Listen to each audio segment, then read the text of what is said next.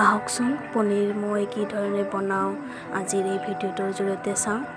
এয়া মই পনীৰ লৈছোঁ 250 গ্ৰাম, আলু, কাবুলী বুট আৰু বিলাহী, লগতে পিঁয়াজ দুটা, এটা ডাঙৰ ডাঙৰকৈ এনেকৈ কাটি লৈছোঁ, আন এটি এনেকৈ সৰুকৈ, লগতে মছলাৰ বাবে নহৰু কেইফুটা, আদা, জিৰা আৰু জলকীয়া। পুনৰবাৰ স্বাগতম জনাইছোঁ কংকনাৰ অন্য এটি ভিডিঅ'লৈ। আশা কৰোঁ শেষলৈ ভিডিঅ'টো চাই থাকিব। সকলো ভিন্ন পদ্ধতিৰে পনীৰ বনাই মই ভাবিলোঁ মই কি ধৰণে বনাওঁ এয়া ভিডিঅ'টোৰ জৰিয়তে আপোনালোকক দেখাওঁ। এয়া কাবুলী বুট আৰু বিলাহী কাটি লোৱা সৰু সৰুকৈ আলু, এইখিনি মই একলগ কৰি অলপ সময় বইল কৰি ল'ম।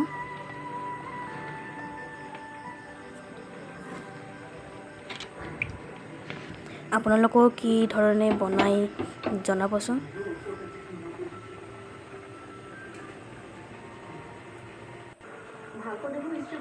এতিয়া মছলাখিনি মই তৈয়াৰ কৰি ল'ম। জলকীয়া মই বেছি ভাল পাওঁ, অলপ জ্বলা হ'লে ভাল পাওঁ, আৰু আগৰ ভিডিঅ'টো কৈ আহিছোঁ সেয়েহে জ্বলা মই অলপ বেছিকৈ দিছোঁ। লগতে ডাঙৰ ডাঙৰকৈ কাটি লোৱা পিঁয়াজখিনিও মছলাৰ সৈতে মই এটা পেষ্ট বনাই ল'ম একলগ কৰি।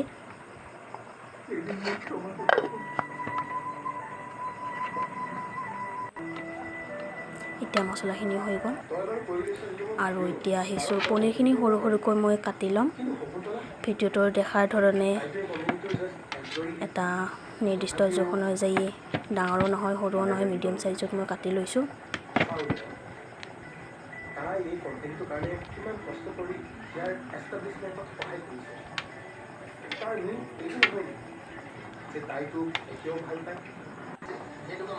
এতিয়া মোৰ কাটি লোৱা হ'ল পনীৰখিনি, এয়া এনেকৈ কাটি লৈছোঁ, বেছি ডাঙৰো কৰা নাই।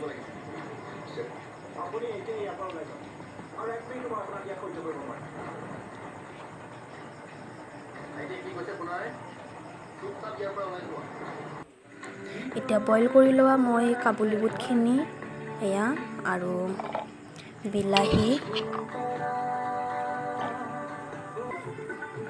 লগতে এইখিনি এটা মই পেষ্ট বনাই ল'ম একলগ কৰি গ্ৰেভিটো কৰিবৰ বাবে। এয়া কেৰাহী পাতি মই তেল দি লৈছোঁ আৰু সৰু সৰুকৈ কাটি লোৱা পনীৰখিনি মই অকণমান ৰঙচুৱা কৰি মই ভাজি ল'ম। আপোনালোকে ভাজি নোলোৱাকৈও বনাব পাৰে।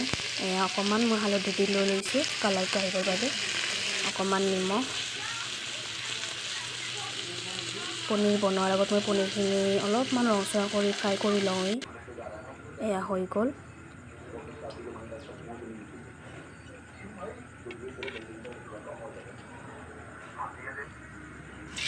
এই একেখিনি তেলতে মই বইল কৰি লোৱা আলুখিনিও অকণমান ৰঙচুৱা কৰি ল'ম।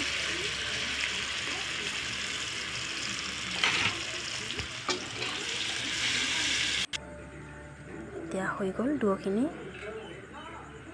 এতিয়া সেই একেখিনি তেলতে মই দুটামান ফোৰণ দি লৈছোঁ আৰু মিহিকৈ কাটি লোৱা পিঁয়াজখিনি দি লৈছোঁ। অলপ সময় মই এইখিনি ৰঙচুৱা কৰি ভাজি ল'ম।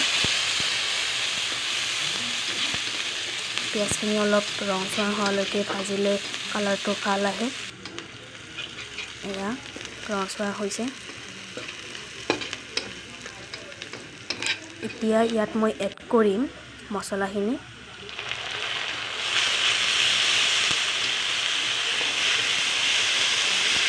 এইখিনি আৰু 1 মিনিটমান মই এনেকৈ ভাজিম।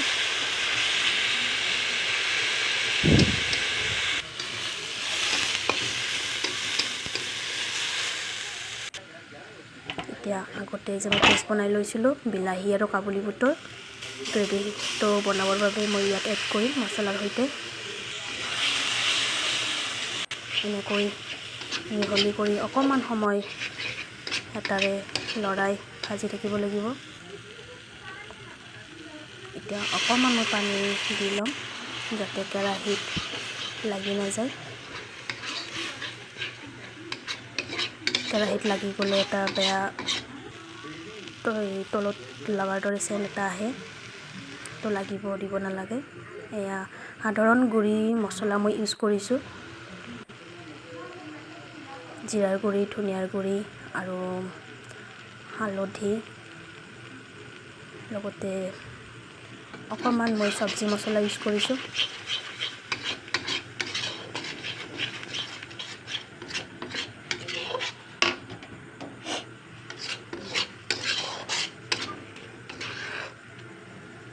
এয়া এইখিনি ফ্ৰাই হৈ গৈছে মোৰ। চাই লৈছোঁ মই ভালকৈ হৈছেনে। এতিয়া মই পানী দিব পৰা হৈ গৈছোঁ। পানীখিনি মই দি লৈছোঁ। ভালকৈ মিহলাই ল'ম এতিয়া হেতাৰে।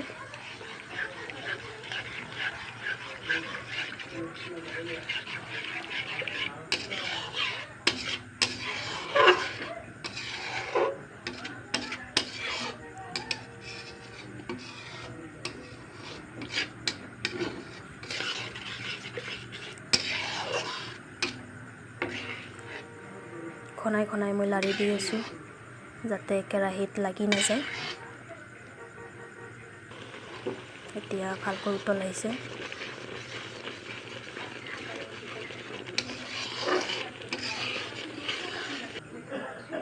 এতিয়া মই ভাজি লোৱা আলুখিনি তাত এড কৰি ল'ম।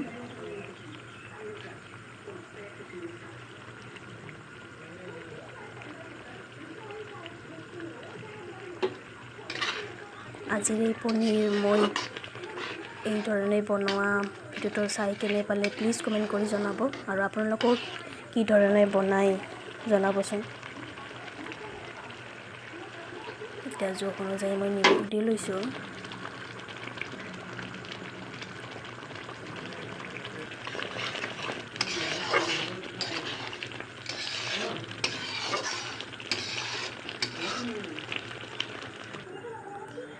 এতিয়া মই পনীৰখিনি দি ল'ম।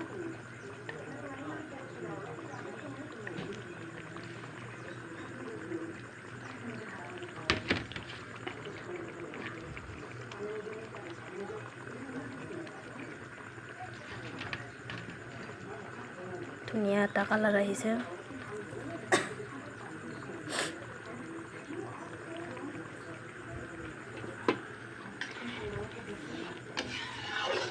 চৰ্দি লাগি থকা বাবে মোৰ মাতটো অলপ ডাঠ হৈছে।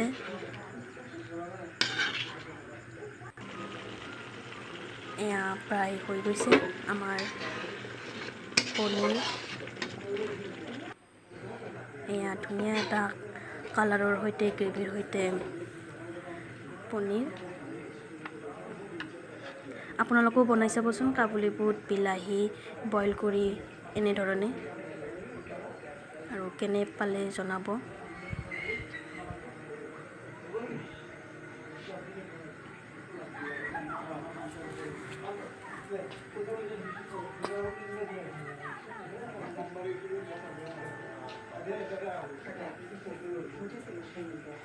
এয়া হৈ গ'ল।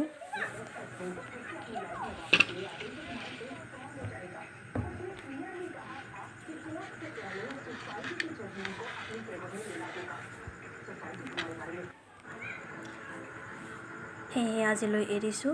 আগলৈ লগ পাম অন্য এটি ভিডিঅ'ৰ সৈতে। ধন্যবাদ।